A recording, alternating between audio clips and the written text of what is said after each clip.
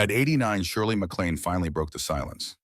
During a quiet moment in an interview, her eyes misted over as she leaned in and said, almost as if to herself, "There was one woman, Joan, I loved more than I should have.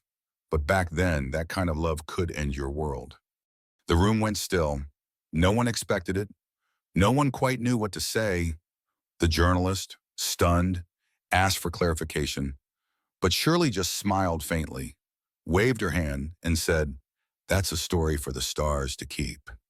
A tease a metaphor, or was this her way of finally letting go of a truth she had carried alone for 6 long decades? Who was this woman? Why did Shirley speak now after a lifetime of silence? And why, even in confession, did she refuse to name her? In the golden age of Hollywood, Shirley MacLaine was bold, brilliant, and defiantly original. But this was something else. A secret that lived behind the glitter and applause. One that never made the tabloids, never surfaced in memoirs, until now. The whispers, however, have always been there. About midnight walks on private beaches, unexplained trips to the south of France, and one woman who kept appearing in the background, never center stage, but never truly absent. So what really happened behind the closed doors of fame and fear? To understand that, we have to go back to a little girl in Virginia who would grow up to carry the weight of a love the world was never ready to see. She was born Shirley MacLaine Beatty on April 24, 1934 in Richmond, Virginia, a place more known for its steeples and quiet streets than the roar of cinema. Her father, Ira Owens Beatty, was a stern but thoughtful philosophy professor. Her mother, Kathleen, had once trained to be an actress, but never chased the spotlight. That dream, it seemed, passed on to her daughter. Shirley was different from the beginning, taller than most kids, often clumsy, always outspoken. She wasn't interested in dolls or dresses. She wanted to understand things, why people lied, why they laughed, why sometimes love felt like a secret. A childhood accident on the baseball field, where she played shortstop with the boys, left her with a weak ankle. To rebuild strength, her mother enrolled her in ballet. What was meant to be therapy became transformation. The stage didn't just heal her, it awakened her. Shirley moved like she had been born under footlights. Even then, she spoke of déjà vu, of knowing things she'd never learned. Her teachers found her both gifted and unnerving. She once told a friend in 6th grade, "I think I've done this life before," and I didn't like how it ended. The other girl laughed. Shirley didn't. As she grew, her family relocated to Arlington, where her younger brother, Warren, yes, that Warren Beatty, was born. The two would later become Hollywood legends in their own right. But as kids, their worlds rarely overlapped. Shirley was always reaching inward, Warren outward. At Washington Lee High School, Shirley dazzled in drama class. She wasn't the prettiest girl, at least not in the traditional sense, but she had presence. Her eyes carried weight beyond her years. Her voice could hush a room. Teachers whispered that she had it, whatever it was. After graduation, she skipped the safe route, no college, no fallback plan. She packed a suitcase and caught a train to New York City. There, she worked as a chorus girl while auditioning for anything that would pay rent. In 1954, while performing in the Pajama Game, fate played its hand, the lead dancer broke her ankle, and Shirley stepped in. A talent scout from Paramount was in the audience. 1 week later, Shirley MacLaine, quirky, unpolished, wide-eyed, Shirley had a Hollywood contract in her hand. But even with the lights turning toward her, Shirley felt the flicker of something unresolved. A tension she couldn't quite name, a longing that didn't fit the fairy tales on the screen. She didn't yet understand what it was, only that it lived inside her, quietly, but insistently. Hollywood had seen the ingenues before, but none quite like Shirley MacLaine. She wasn't the classic bombshell. She didn't seduce with curves or coyness. She had something rare and unpredictable energy that danced between innocence and wisdom, humor and heartbreak. Her film debut in The Trouble with Harry 1955 was a risk. Alfred Hitchcock had cast her not for beauty, but for her strange allure and offbeat rhythm that made audiences lean forward. Critics were split. Some called her bewitching, others unorthodox. But the public, they loved her. By 1958, she starred in Some Came Running alongside Frank Sinatra and Dean Martin, delivering a performance that earned her first Academy Award nomination. She portrayed a vulnerable, open-hearted woman, the role that felt closer to truth than fiction. The Los Angeles Times wrote, "MacLaine doesn't act the character, she becomes her." Then came The Apartment in Chapter 60. Billy Wilder's bittersweet masterpiece would win Best Picture and catapult Shirley into the elite circle of serious actresses. Her portrayal of Fran Kubelik, a woman caught in the machinery of men's decisions, was raw, real, unforgettable. That role didn't just define her career, it defined a new kind of woman on screen, not perfect, not polished, but painfully human. Behind the scenes, Shirley was anything but typical. She questioned contracts. She meditated on set. She talked openly about astrology, reincarnation, even alien contact at a time when such ideas could end careers. But she didn't care. As she once said, "If you don't live your truth, you end up living someone else's lie." Still, despite her openness, Shirley kept one part of herself carefully guarded. She gave interviews. She smiled at premieres. She danced on late-night shows, but never let anyone close enough to truly see her. Not fully, not yet. Then, during the whirlwind of awards, screenings, and black-tie galas, she crossed paths again with Joan Collins. They had met briefly years before, but this time something shifted. Joan was dazzling every inch the Hollywood starlet, with smoky eyes, sharp wit, and a reputation for making men stumble over their words. She was known for her beauty, but also for her independence. While others clung to the arms of powerful men, Joan walked alone. They met at a charity event in Beverly Hills. Shirley was seated 2 tables over, and their eyes caught. Not the first time. But this time, they didn't look away. Over the next few weeks, they began to orbit the same spaces: studio parties, private screenings, intimate dinner gatherings hosted by mutual friends. No one suspected anything unusual. In public, they were colleagues, perhaps friends, but in stolen moments between flashes of champagne and the low hum of jazz, something unspoken grew. Joan was magnetic, direct, disarming. Shirley was inward, enigmatic, and searching. Together, they were a study in contrast and quiet chemistry. The gossip columns never caught it. Or maybe they chose not to. 2 single actresses spending time together. That was hardly news in a town obsessed with power couples and scandal. But those who saw them up close noticed the subtleties, the touch on the wrist, the quiet conversations that lasted just a beat too long, the way Shirley's eyes softened when Joan laughed. It was a connection neither of them had expected, and one that would change everything. They began, as so many dangerous loves do, in silence. At first, Shirley and Joan's connection was subtle, disguised under industry dinners, shared rides, and chance run-ins at charity galas. But it wasn't long before they stopped pretending it was accidental. In the spring of 1962, both women coincidentally vacationed in the south of France. They stayed at a private villa overlooking the sea near Antibes. The local press captured a few blurry photos: 2 glamorous actresses laughing barefoot on a balcony, a bottle of wine between them, sunglasses shielding whatever truths hid in their eyes. The captions read, "Girls just want to have fun. Shirley and Joan's Riviera getaway."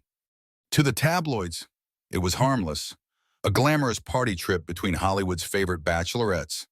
But those close to them knew this was no girls' weekend. Behind closed doors, the 2 women were different. Joan, known for her flirtation, her fire, her femme fatale image, was softer, almost shy. Shirley, spiritual, cerebral, often elusive, was suddenly grounded, entirely present. They cooked together. They read aloud to each other. They spent entire afternoons lying in silence, watching the sky change colors. At night, under the French moon, they talked of past lives, of reincarnation, of invisible threads pulling souls together across centuries. Shirley later wrote in a journal, "I feel like I've known her for more than one life. Maybe we were lovers in a past incarnation." When they returned to Los Angeles, the intimacy continued quietly. Joan would slip through the back gate of Shirley's home in Malibu. Shirley kept a drawer in her writing desk for Joan's letters, notes scribbled on hotel stationery. Lipstick kisses sealed with perfume. They never called it love. They didn't dare. But every touch, every glance, every unsent message pulsed with a kind of longing too fragile for the world outside. Then came the pressure. Hollywood has always been a place of control, especially in the 1960s, when morality clauses still ruled studio contracts. Shirley, at the peak of her fame, was under scrutiny. Paparazzi began camping near her home. Rumors began to circulate, whispers in studio boardrooms, murmurs behind closed doors. A renowned director, someone Shirley had once trusted, invited her to lunch under the guise of offering a new role. But it was no offer, it was a warning. "You either marry a man soon," he said, without looking her in the eye, "or you're out." She didn't respond. She didn't have to. The silence between them was thick with history. How many other women had received this same threat? How many had obeyed? A few months later, Shirley announced her engagement to Steve Parker, a producer, a man she respected, a man who would live most of their marriage in Tokyo. The wedding was fast, the honeymoon brief. Joan was not in attendance. That winter, Joan returned to London for several months. Tabloids linked her to a string of men aristocrats, musicians, fellow actors, but those close to her said she seemed distracted, irritable, not herself. She'd spend hours staring out her window, smoking endlessly, declining offers that once would have thrilled her. They didn't speak for a while, not out of anger, but out of ache. When Joan returned to Los Angeles in mid-1963, Shirley invited her to dinner.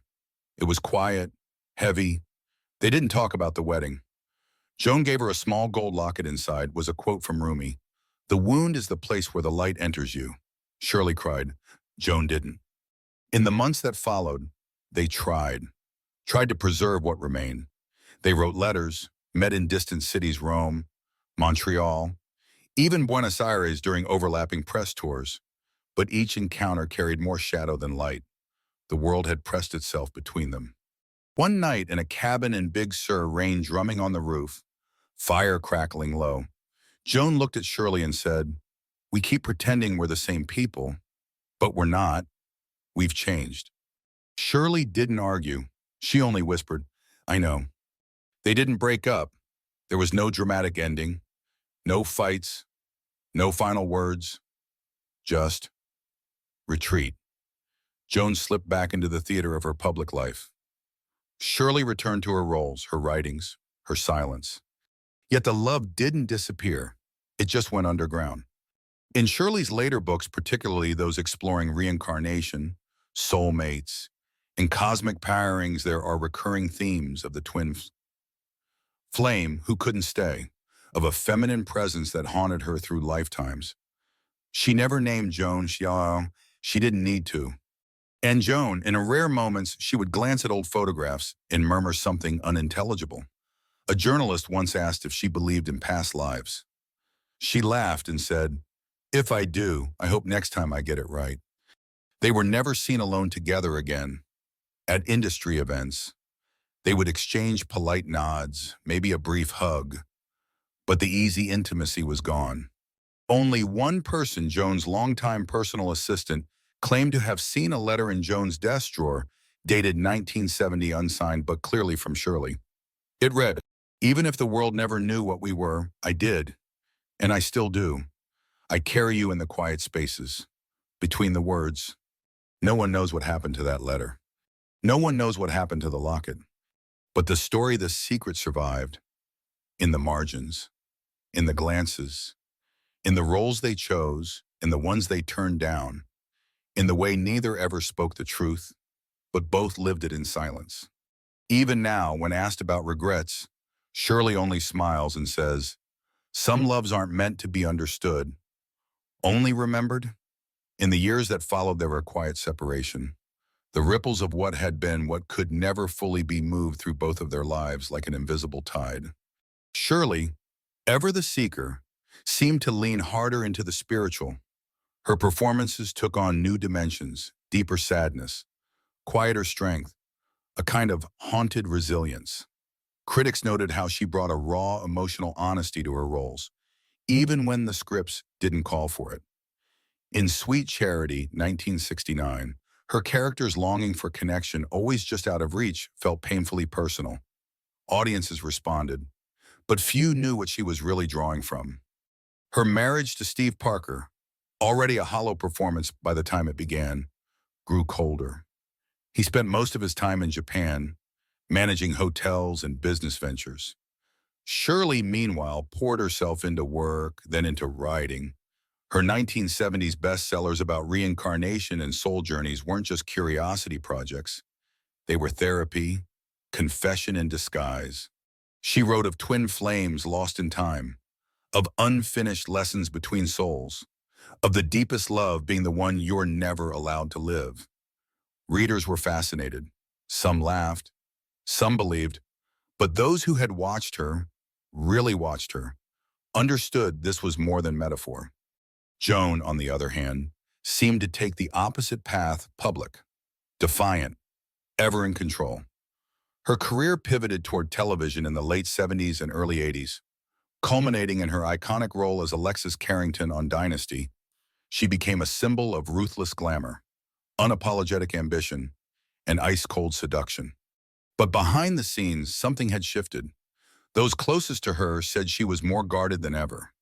Relationships came and went, but none seemed to last. She rarely spoke of deep connection, often deflecting questions about past heartbreak with a biting quip. "I have no regrets," she once told a journalist. "Just a few memories I choose not to unpack." Still, the question lingered. Why did two of the most powerful, independent women of their generation, both beautiful, successful, self-made, never find lasting love?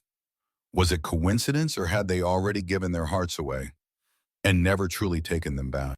The industry, of course, moved on. Neither Shirley nor Joan ever spoke publicly about each other in any meaningful way, but neither denied the speculation either. Their silence became its own kind of statement, loud in what it didn't say. Among friends and insiders, the story was quietly understood. It wasn't scandal, it wasn't shame, it was sorrow, a kind of mutual exile imposed by a world not ready to let two women love one another without cost. And yet, neither of them collapsed under the weight of what they'd lost. They transformed it. Shirley became a trailblazer in New Age spirituality, paving the way for later generations of women to speak about soul work, inner truth, and life beyond norms. Joan became a cultural icon for unapologetic femininity, commanding every room, every screen, with the presence of someone who knew how to burn and never be consumed. Still, every so often, a shadow flickered. At an award ceremony in 1985, they passed each other backstage. A quick nod, a soft smile. The cameras didn't catch it, but someone who stood nearby swore they saw Shirley's eyes glisten. Whatever they had shared, whatever they had buried, had never really left. It had only gone quiet. In the quiet stillness of her later years, Shirley MacLaine retreated to the hills of Santa Fe, New Mexico, a landscape as open, strange, and mystical as the thoughts that had always stirred inside her. There, among desert winds and crimson sunsets, she wrote, meditated, and waited. For what? No one knew. She rarely gave interviews by then, but when she did, her words became more reflective, softer. In one rare appearance around her 85th birthday, she was asked if she had ever experienced a love that still lingered. Her eyes didn't flicker. She simply said, "Some truths are too beautiful to speak out loud, but I remember." In 23, a story quietly surfaced, never confirmed, never denied. Shirley's daughter, Sachi, reportedly discovered a sealed box in her mother's writing room. Inside was a bundle of letters, yellowed with time, none of them signed, all of them written in the same elegant, slanted hand. Most were postmarked London. Among them was a small envelope containing a gold locket. Inside, a black and white photo, grainy, unposed Shirley and Joan, their foreheads touching, eyes closed, smiling faintly. On the back, in faded ink, were 5 words, the life we never lived. The letters were never released, the locket never shown publicly, but a longtime assistant confirmed their existence in passing, calling them the most intimate silence I've ever witnessed. Joan, too, aged with the quiet poise of someone who had seen everything and survived most of it. In a memoir draft leaked but never published, she wrote of a soul twin she'd once known. No names, no timelines, just a phrase that stood alone. She knew me before I knew myself. Neither woman would ever name the other, not in interviews, not in books, not on camera, but the hints were everywhere, buried in memoirs, metaphors, and the pauses between answers. Toward the end of her life, Shirley took long walks through her garden at dusk. Neighbors would sometimes spot her gazing at the horizon, humming softly, her lips moving as if in conversation with someone not there. And maybe in some way some stories are never spoken, yet they echo louder than words. Shirley MacLaine and Joan Collins may never have confirmed what they shared, but maybe they didn't need to. Maybe the most powerful love stories are the ones lived in silence, wrapped in letters never mailed and glances never explained. And maybe, in the lives that follow, they'll find each other again this time, without hiding. What do you think? Was this just a deep friendship misunderstood, or a secret love written in the stars? If this story moved you, leave a comment below. We'd love to hear your thoughts.